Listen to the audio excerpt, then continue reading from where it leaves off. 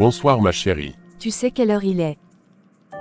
Le travail, Madeleine. J'ai eu une longue journée, je n'ai pas le temps pour ça. Toujours le travail? C'est drôle comme il te garde dehors aussi tard, tous les jours. Je suis épuisé. On peut parler de ça plus tard. Non, Antoine, on parle maintenant. Ça fait des semaines que tu rentres tard, et chaque fois c'est la même excuse. Le travail, le travail. J'ai l'impression de ne plus te voir. Qu'est-ce que tu insinues, Madeleine? Je n'insinue rien, Antoine. Je dis les choses clairement. Je pense que tu me trompes. Comment peux-tu penser ça de moi? Tout ce que je fais, c'est pour nous. Je vais me coucher. Tu devrais te reposer aussi. Tu es bien silencieuse aujourd'hui, Madeleine. Quelque chose te tracasse. C'est Antoine. Il rentre toujours tard ces derniers temps. Je ne sais plus quoi penser. Tu crois qu'il te cache quelque chose? Je ne sais pas, mais j'ai des doutes. Il dit que c'est à cause du travail, mais je sens que c'est plus que ça. J'ai l'impression qu'il s'éloigne de moi. Peut-être qu'il a quelqu'un d'autre. Ne dis pas ça, Madeleine. C'est peut-être juste une mauvaise passe. Mais si tu as des doutes, il faut peut-être faire quelque chose avant que ça n'empire. Faire quoi? Je ne peux pas le forcer à m'aimer ou à rentrer plus tôt. Écoute, il y a une femme que je connais. Elle est dans ce genre de situation. Si tu veux que ton mari soit de nouveau fou de toi, elle peut t'aider. Une femme, qu'est-ce que tu veux dire? Une marabout. Elle fait des shows spéciales. Je sais que ça peut paraître extrême, mais elle pourrait te donner quelque chose pour que ton mari revienne à la maison plus tôt et qu'il ne pense qu'à toi. Une marabout. Sabine? Tu es sérieuse? Je ne suis pas sûre de vouloir m'aventurer sur ce terrain. Je comprends que ça te semble étrange, mais je te dis que ça marche. Une de mes cousines l'a fait, et depuis, son mari ne la quitte plus des yeux. Si tu veux vraiment sauver ton mariage, Madeleine, il faut parfois oser. Pense-y, si tu veux son contact, je peux te le donner. Mais ne laisse pas les choses traîner. Plus tu attends, plus ça sera difficile de le récupérer. C'est vrai que c'est contre mes valeurs chrétiennes, mais je vais réfléchir. Tu as l'air épuisé, Antoine. Ce projet te tue, ou bien c'est autre chose? C'est Madeleine. Elle doute de moi, Marc. Elle pense que je la trompe. Toi, mais pourquoi elle pense ça? Parce que je rentre tard tous les soirs à cause de ce fichu projet. J'ai beau lui expliquer que c'est juste le travail, elle ne me croit pas. Elle est persuadée que je vois quelqu'un d'autre. Je vois, mais tu sais comment ça peut être. Quand on travaille trop, ça peut mettre des doutes dans la tête de nos femmes. Elles veulent qu'on soit là pour elles, et quand on ne l'est pas, elles imaginent le pire. Je comprends qu'elles veuillent que je sois plus présent, mais je ne peux pas être partout. Ce projet nous prend tout notre temps. Je ne sais plus comment lui expliquer que je ne fais rien de mal. Chaque soir, c'est la même scène. Je rentre tard, et elle m'accuse, me fait des reproches. Ça me fatigue. Peut-être que tu devrais essayer de passer un peu plus de temps avec elle, même si c'est difficile en ce moment. Juste pour lui montrer qu'elle est toujours importante à tes yeux. Je le fais quand je peux, mais ce n'est jamais suffisant. Et le pire, c'est qu'elle sait très bien que je suis un chrétien pratiquant. Elle sait que je ne pourrai jamais la tromper. Mais ça ne l'empêche pas de douter. Ah, la foi ne suffit pas toujours à rassurer une femme amoureuse. Elles veulent des preuves concrètes, pas seulement des mots. C'est clair, mais ce qui me tue, c'est qu'elle me connaît depuis des années. Elle devrait avoir confiance en moi. Au lieu de ça, j'ai l'impression que chaque soir, je dois me défendre comme si j'étais coupable de quelque chose. C'est une mauvaise passe, Antoine. Une fois qu'on aura fini ce projet, tu pourras rattraper le temps perdu avec elle. Mais en attendant, essaie de garder ton calme. Tu sais que ces accusations viennent juste de l'inquiétude, pas de la méchanceté. J'espère que tu as raison. Parce que je ne sais pas combien de temps je vais pouvoir supporter ça. Alors, maman, comment s'est passée la séance de prière aujourd'hui? Bien, comme d'habitude, ça m'apaise toujours d'y aller. Dis-moi, Émilie, tu es proche de ton père, n'est-ce pas? Oui, bien sûr. Pourquoi cette question, maman? Je me demande juste, est-ce que tu as remarqué quelque chose d'étrange chez lui ces derniers temps? Il rentre tard, Il est souvent distrait. Je me demande s'il ne se passe pas quelque chose. Non, pas du tout. Papa est comme toujours avec moi. Il m'a même aidé avec mes devoirs la semaine dernière. Il semble juste fatigué, à cause du travail je suppose. Tu es sûr, rien ne t'a semblé bizarre. Il ne t'a jamais parlé de ses journées ou de ses collègues d'une manière différente. Maman, tu te fais trop de soucis. Papa travaille dur, mais il va bien. Il n'a rien dit qui pourrait me faire penser qu'il se passe quelque chose de grave. Peut-être que tu as raison, mais je n'arrive pas à me débarrasser de ce sentiment. Papa t'aime, maman, je suis sûre que tout ira bien. Peut-être qu'il faudrait juste parler calmement avec lui, sans te faire de scénario. Oui, tu as probablement raison. Merci, ma chérie. Eh bien, on a bien avancé aujourd'hui. Je crois qu'on peut dire qu'on a mérité une bonne nuit de sommeil. Oui, on a fait du bon boulot. Mais la journée n'est pas encore finie pour moi. Tu parles de quoi, là? Tu devrais être content de rentrer chez toi. Fin de journée, détente, un peu de temps en famille. C'est ça le problème. Rentrer à la maison, c'est plus aussi agréable qu'avant. Madeleine, elle va encore me faire une scène ce soir, je le sens. Elle va m'accuser, poser des questions. J'ai l'impression que chaque soir est un procès. C'est vraiment dur, mec. J'imagine que ça ne doit pas être facile de vivre dans cette atmosphère. Tu ne peux pas essayer de lui parler calmement ce soir. Peut-être que si tu expliques les choses différemment. J'ai déjà tout essayé. Rien ne passe. Chaque excuse ressemble à un mensonge à ses yeux maintenant. Je suis épuisé de devoir me défendre tout le temps. Mais j'espère juste que ma fille sera encore éveillée quand je rentrerai. C'est la seule dans la maison qui arrive encore à me donner le sourire. Elle ne se pose pas de questions, elle est juste, là, toujours pleine de vie. Ça, c'est précieux. Elle te rappelle ce qui est vraiment important au milieu de tout ce stress. Oui, elle est mon petit rayon de soleil dans cette tempête. Quand je la vois, j'oublie un peu tout ce qui ne va pas. Elle me donne l'énergie de continuer, malgré tout. C'est important de t'accrocher à ça. Peut-être que ta fille peut aussi être un pont entre toi et Madeleine, qui sait. Peut-être, mais pour l'instant, je vais juste essayer de profiter de chaque moment que je peux avoir avec elle. C'est tout ce qui me fait tenir debout. 21h et il n'est toujours pas là. Après on dira que j'aime le bavardage. Ah, Monsieur daigne enfin rentrer. Tu devrais avoir honte à ton âge, Antoine. Rentrer aussi tard chaque soir, c'est une vraie honte. Madeleine, s'il te plaît, je t'ai déjà dit que c'est à cause du travail. On a un gros projet en ce moment et ça me prend beaucoup de temps. Ce n'est pas de la mauvaise volonté, tu sais. Le travail? Alors pourquoi est-ce que je sens du parfum? Un parfum de femme? Antoine, ne me dis pas que je suis folle, c'est clair. Du parfum de femme. Mais enfin, Madeleine, qu'est-ce que tu racontes? Je n'ai vu personne aujourd'hui en dehors de mes collègues, et on a travaillé non-stop au bureau. Tu t'imagines les choses.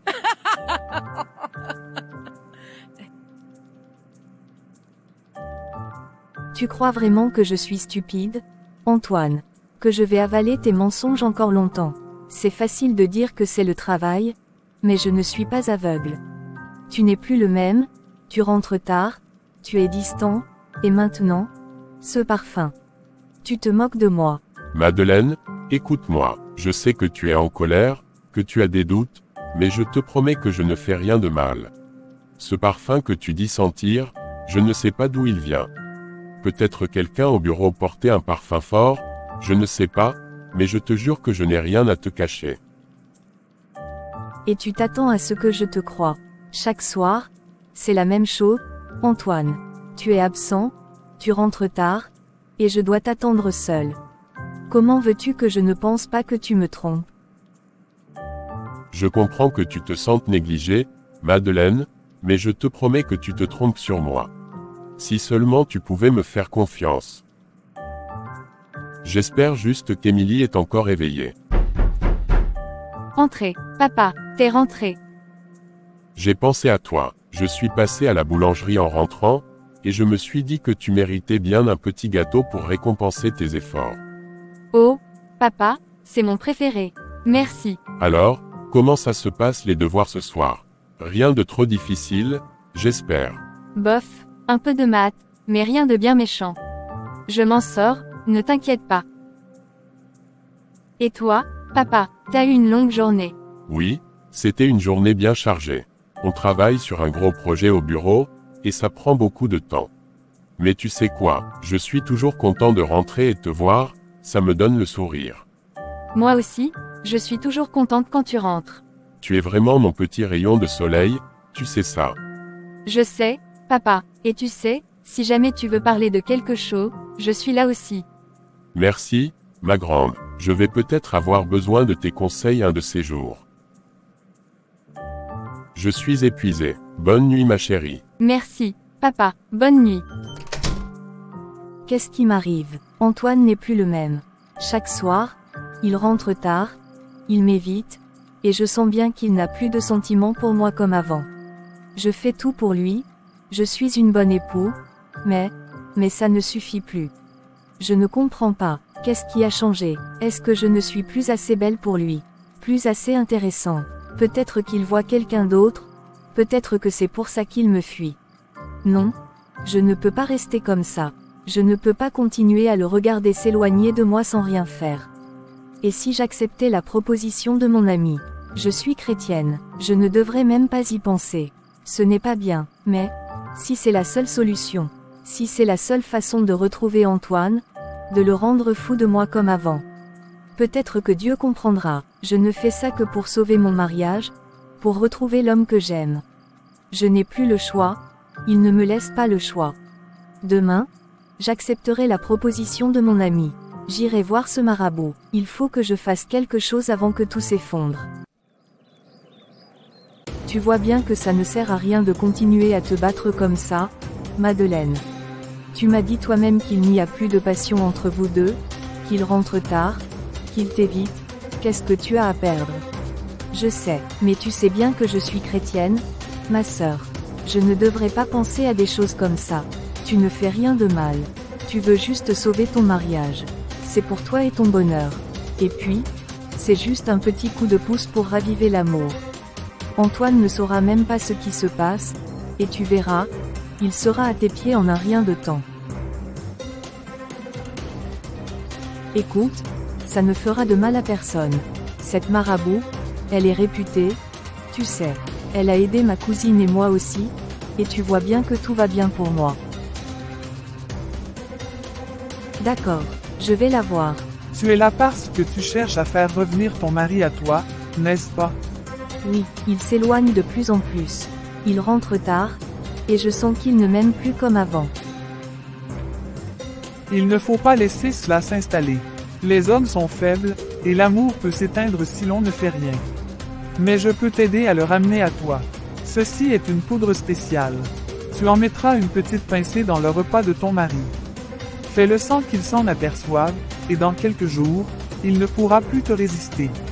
Il sera fou de toi, comme au premier jour. Mais attention, il peut manger ce repas seul ou vous pouvez le manger ensemble.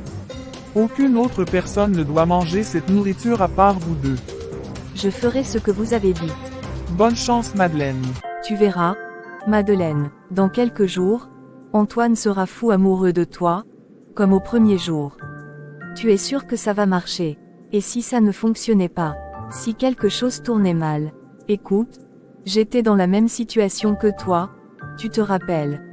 Mon mari aussi rentrait tard, il était distant, toujours sur son téléphone, et regarde maintenant. Il est devenu l'homme parfait. Il rentre à la maison tous les soirs, il est attentif, et il ne peut plus se passer de moi. C'est juste que, je n'ai jamais pensé en arriver là. Aller voir un marabout, c'est contre mes principes. Oh allez, arrête avec tes principes. Tu veux sauver ton mariage ou non? Parfois, il faut juste un petit coup de pouce pour remettre les choses en place. Ce n'est pas un crime de vouloir être heureuse avec ton mari. Regarde, grâce à cette poudre, mon mari est redevenu fou de moi, et notre maison est en paix. Tu as raison. Peut-être que je pense trop. Si ça a marché pour toi, pourquoi pas moi? Exactement, la poudre, c'est juste un outil. Mais le vrai changement, il viendra de toi, de l'amour que tu continues de lui donner.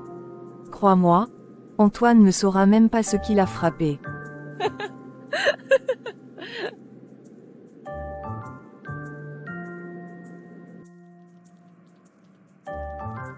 Émilie, ma petite princesse, est allée en cours. Peut-être que ma copine a raison, peut-être que c'est ce dont mon mariage a besoin. Juste un petit coup de pouce.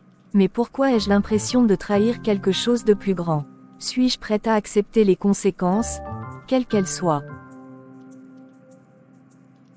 Si je respecte bien les instructions, je ne risque rien. Émilie et son père sont si proches. Ils adorent passer du temps ensemble, surtout à table. Mais cette fois, je ne peux pas les laisser manger ensemble. Ce jour-là, il faut qu'ils soient seuls. Sinon, qui sait ce qui pourrait arriver? Je dois trouver une excuse, quelque chose qui éloignera Émilie ce jour-là. Peut-être qu'elle pourrait aller chez une amie, ou je pourrais l'envoyer faire une course. Antoine doit être le seul à manger.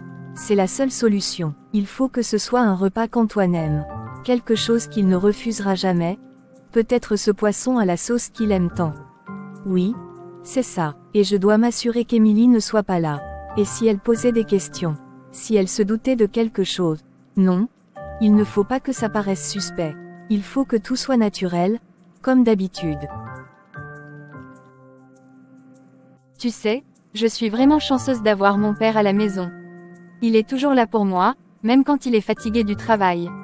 Il me gâte tout le temps, et on discute tellement ensemble. On est vraiment proches. C'est vraiment bien pour toi, Émilie. Tu as de la chance.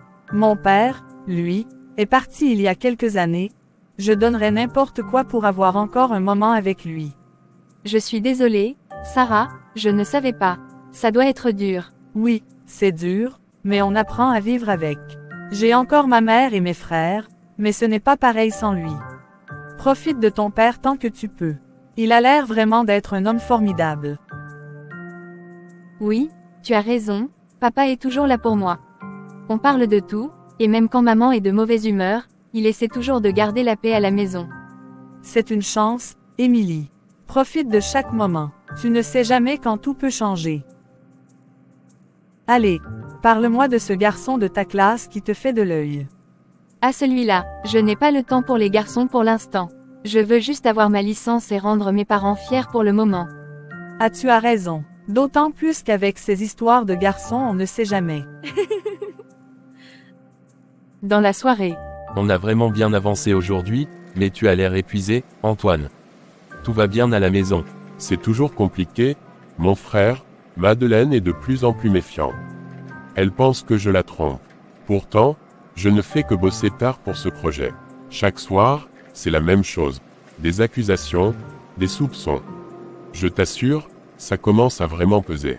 Ah, je vois, c'est dur. Elle doit se sentir délaissée avec tout le travail qu'on a en ce moment.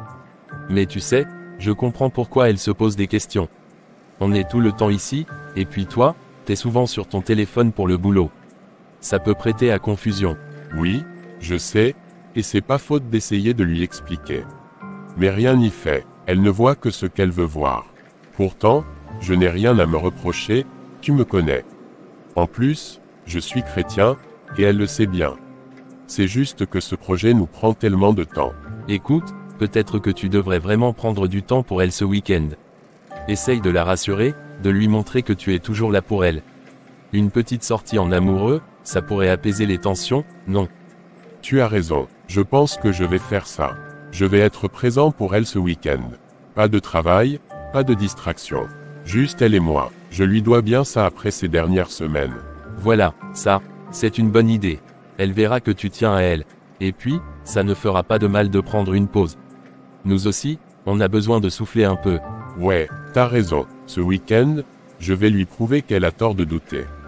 On fera quelque chose de spécial, juste tous les deux. Je suis sûr qu'elle appréciera. Un peu de détente, un bon dîner. Ça devrait calmer les choses à la maison. Courage, Antoine, tu vas y arriver. Merci, Marc. Ça fait du bien d'en parler. J'ai vraiment besoin que ça se calme chez moi. Si tout va bien, je lui montrerai qu'elle est toujours ma priorité. Émilie, écoute, je pense vraiment que tu devrais rester pour l'enseignement biblique aujourd'hui. Ça pourrait t'apporter tellement. C'est important de nourrir ta foi. Maman, je suis déjà allée à l'office, et j'ai vraiment beaucoup de devoirs à faire à la maison. Je peux pas rester, je dois bosser pour l'école demain. Je comprends, ma chérie, mais tu sais que l'école est important, certes, mais ta relation avec Dieu l'est encore plus. Il faut trouver un équilibre. Aujourd'hui, je sens que c'est un jour spécial, et tu ne veux pas manquer ça, n'est-ce pas? Ouais, d'accord, je vais rester, mais tu me promets qu'on fait quelque chose de sympa après, genre une sortie. Bien sûr, c'est promis. On fera quelque chose de spécial, juste nous deux. Madeleine, ma chérie, je te dédie entièrement cette journée. On pourra faire ce que tu voudras. Vraiment, laisse-moi d'abord aller dresser la table, j'ai fait ton plat préféré. Il me prend vraiment pour une idiote avec ses petits mots doux pour m'amadouer. Heureusement que j'ai la solution. Juste un peu, pour que tout redevienne comme avant. Il ne s'en rendra même pas compte. Ça va marcher, ça doit marcher. C'est prêt. Chérie, le repas est servi. Merci, ma chérie, c'est gentil de préparer ça. J'espère que ça va me donner de l'énergie pour tenir la semaine. Allô, Madeleine, je t'en prie, il faut que tu viennes tout de suite. J'ai un gros problème, je suis dans une situation compliquée, je ne sais plus quoi faire. Tu es la seule qui puisse m'aider. Je vais venir, ne t'inquiète pas, je serai là dans quelques minutes. Antoine, je dois sortir un moment, ma copine a un souci urgent. Je reviens vite, mange sans moi, d'accord? Pas de problème, prends ton temps. Je vais commencer. Mes chers amis, je dois vous annoncer une mauvaise nouvelle. Le pasteur a été appelé d'urgence pour une situation familiale.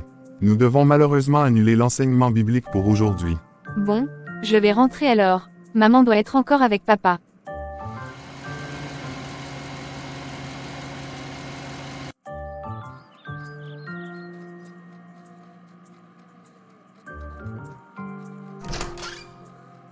Ah, Émilie, je ne m'attendais pas à te voir si tôt. L'enseignement biblique est déjà fini. Ils l'ont annulé. Le pasteur a dû partir en urgence. Viens, mange avec moi. Ta mère est sortie pour aider une amie, mais elle a préparé assez pour nous deux. Oh, ça sent vraiment bon. Maman fait toujours des merveilles en cuisine. Allez, partageons. Ça fait un moment qu'on n'a pas mangé ensemble, juste tous les deux. Mais qu'est-ce qui se passe? Pourquoi je pense à elle de cette façon? C'est insensé, c'est ma fille. Eh bien, Antoine, tu sembles bien pensif aujourd'hui. Une grosse affaire sur le feu. Oui, enfin non, pas vraiment. C'est juste une journée chargée, tu vois. Rien de grave. Ah, je vois, Madeleine t'a encore fait la misère à la maison. Ces histoires de couple, c'est toujours compliqué. T'inquiète, vieux, après tout ce boulot, tu pourras te reposer ce week-end avec ta petite famille. Ouais, sûrement. Pendant ce temps, papa, il est si attentionné avec moi. Il m'écoute toujours, il est toujours là pour moi. Pourquoi devrais-je partager son attention avec maman? Après tout, c'est à moi qu'il tient le plus. Mais qu'est-ce qui m'arrive? On dirait que je suis attirée par mon père. Non, ce n'est pas possible. Antoine, tout va bien. Tu es tellement silencieux ces derniers jours. J'ai l'impression que tu es ailleurs. Oui, tout va bien. C'est juste le travail, rien d'important. Émilie, tu as des projets pour ce week-end. On pourrait passer du temps ensemble, toi, moi, et ton père. Je suis occupée ce week-end. Peut-être une autre fois. Après le dîner. Papa, tu sembles fatigué, tu travailles trop pour nous. Tu devrais prendre du temps pour toi. Je vais bien, Émilie. Je fais juste ce qu'il faut pour la famille. Je sais, papa, mais je suis là pour toi, tu sais. Tu n'as pas besoin de tout porter tout seul.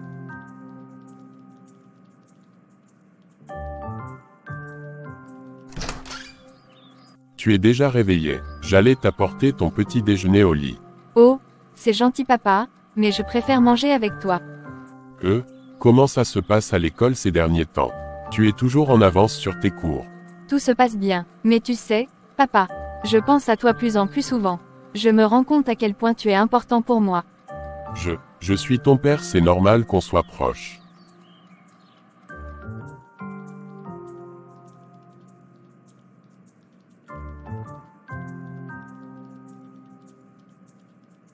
Ma chérie, peux-tu aller surveiller la marmite sur le feu?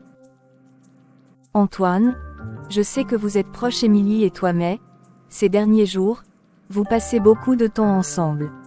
Est-ce que tout va bien? Tu sembles distant avec moi mais avec elle tu es toujours souriant.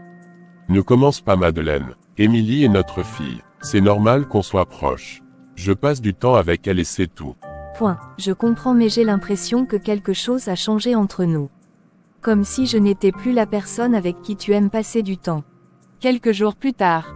Émilie, tu dois absolument venir à la prière demain. C'est un moment pour renforcer notre foi. Tu en as bien besoin, non? Oui, je crois que j'ai besoin de ça. Je viendrai le lendemain. Tu es en train de préparer à manger pour papa. Il peut très bien se débrouiller tout seul. Je fais ça pour lui, Émilie. C'est normal que je prenne soin de mon mari. Il a besoin de se détendre avant d'aller au travail. C'est drôle, je pensais qu'il appréciait plus si je lui préparais son café. Après tout, je le connais mieux que personne. Papa, je veux que tu saches que tu es tout pour moi. Personne ne compte autant. Émilie, on ne peut pas tuer ma fille. Je ne peux pas m'empêcher, papa. Tu es plus que ça pour moi maintenant. Peu de temps après. Chérie, j'ai pensé que ce soir on pourrait sortir dîner. Ça fait longtemps qu'on n'a pas eu un moment pour nous deux. Et moi, tu ne penses jamais à ce que papa et moi aimerions faire ensemble. On est toujours tous les trois mais tu trouves toujours un moyen de me laisser de côté.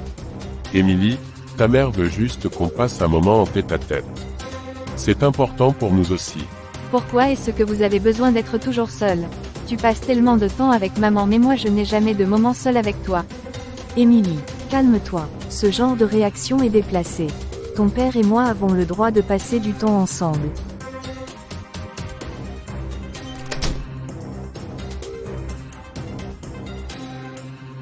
Antoine, il faut qu'on parle d'Émilie. Je ne sais pas ce qui se passe mais son comportement est de plus en plus inquiétant. Je sais, elle est juste stressée par l'école, je pense. C'est une adolescente, elle traverse une période difficile. Ce n'est pas juste ça, Antoine.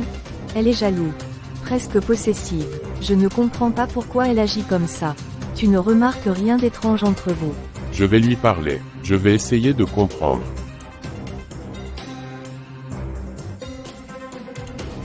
Je voulais te parler de ce matin. Ce que tu as dit. C'était déplacé. Émilie, tu ne peux pas réagir de la sorte. Pourquoi, papa? Est-ce que je ressens est si mal que ça? Je t'aime tellement, papa. Personne ne me comprendra jamais comme toi. Bonjour, papa. Bien dormi. Émilie, ce qu'on a fait. Ce n'était pas bien. Pourquoi? Je t'aime et tu m'aimes, où est le mal dans ça? Je dois partir.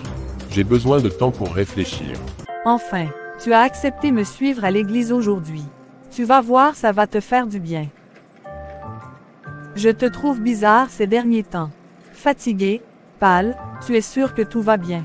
Je vais bien. Seigneur, éclaire ceux qui sont égarés. Montre-leur le chemin du pardon et de la rédemption, éloigne-les du péché, et libère les seuls en prise du mal au nom de Jésus. Les paroles du pasteur touchent profondément Émilie. Elle commence à réaliser la gravité de ses actes. Ses mains tremblent et elle sent une vague de culpabilité l'envahir. Après la prière, elle s'approche timidement du pasteur. Pasteur, il y a quelque chose qui ne va pas en moi. J'ai fait quelque chose de terrible. Mais je ne sais pas comment arrêter. Rien n'est irréparable aux yeux de Dieu, mon enfant. Parle-moi, confie-moi ton fardeau. Et je t'aiderai à trouver la lumière. J'ai des sentiments pour mon propre père. J'ignore comment c'est arrivé. La seule chose que je sais est que je l'aime mais je ne veux plus me faire souffrir, je veux sortir de là. Ma fille, je te conseille de dire la vérité à tes parents et de revenir ici pour une prière spéciale. Tu as besoin de délivrance. Ce que tu ressens n'est pas naturel. Merci, pasteur. Je ne peux plus vivre comme ça, je dois leur dire, ils doivent savoir. Papa, maman, il faut qu'on parle. Tout de suite. Qu'est-ce qui se passe? Émilie, tu as l'air bouleversée. Il y a quelque chose que vous devez savoir. Quelque chose de grave. Papa, maman, je suis enceinte. Quoi? Comment ça, enceinte? Avec qui? Papa, c'est papa. Quoi? Tu oses me dire que, toi, Antoine, avec notre fille? C'est impossible. Comment tu as pu? Madeleine, je ne comprends pas non plus. Tout a commencé après ce repas. Le poisson que tu as fait, ce jour où tu es parti voir ta copine. Depuis ce moment, quelque chose a changé en moi. Je ne me reconnais plus. Attends, qu'est-ce que tu as dit? Vous avez mangé ce repas ensemble? Oui, et depuis je n'arrive plus à contrôler mes sentiments. C'est moi. C'est de ma faute. Oh mon Dieu, qu'est-ce que j'ai fait? Je suis la seule responsable. C'est moi qui ai tout provoqué. Je suis allée voir un marabout. Je voulais que ton père m'aime encore plus, qu'il ne voit que moi, mais je ne savais pas que cela allait vous détruire tous les deux.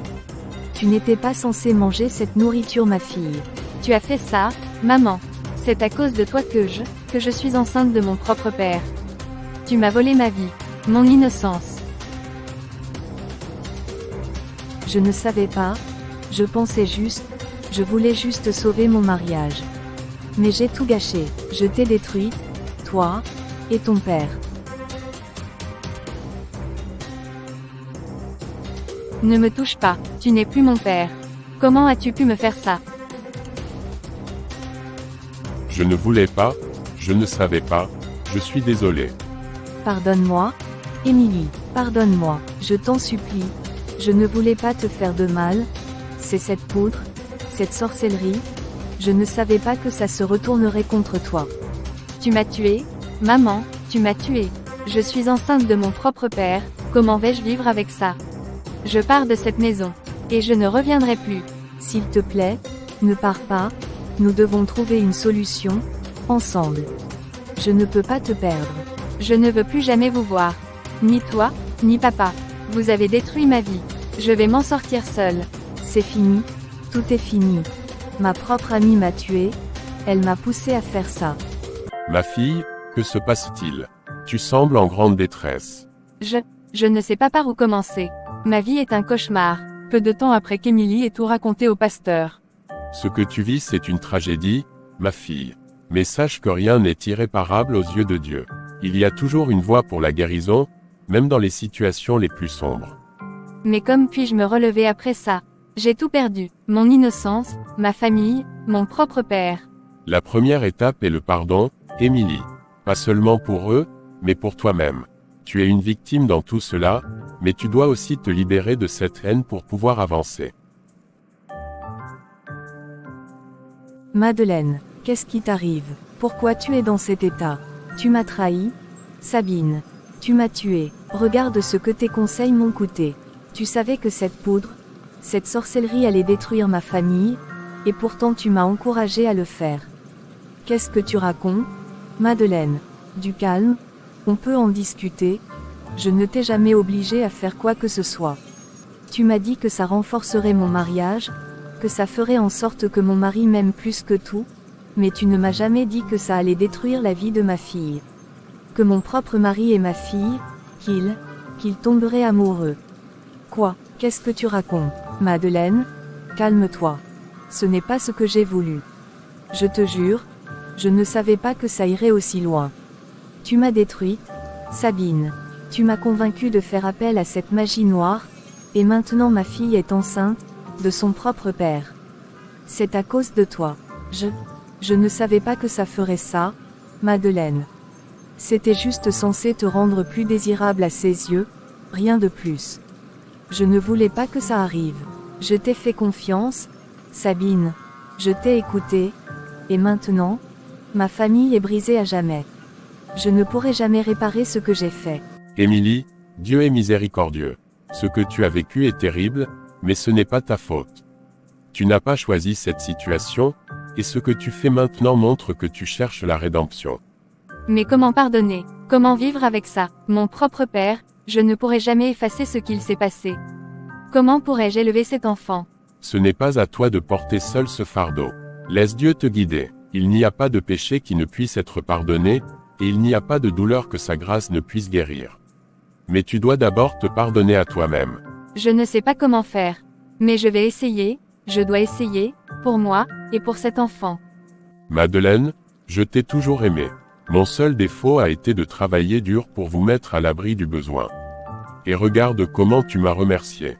J'ai tellement honte maintenant. Émilie, la prunelle de les yeux, je l'ai perdue pour toujours.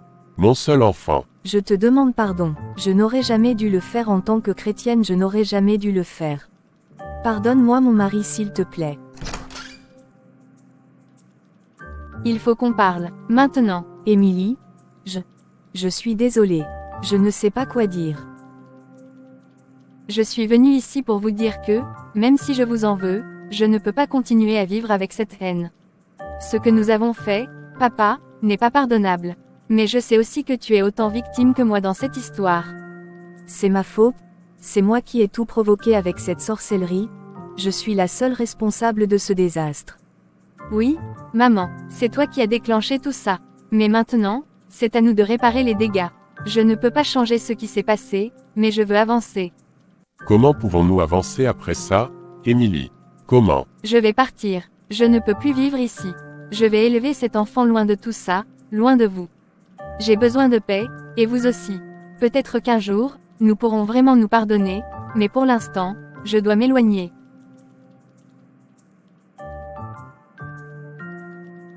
Non, Émilie, ne pars pas, je t'en prie. Je ne peux pas te perdre. Je t'aime, maman, mais j'ai besoin de partir. Pour moi, pour cet enfant.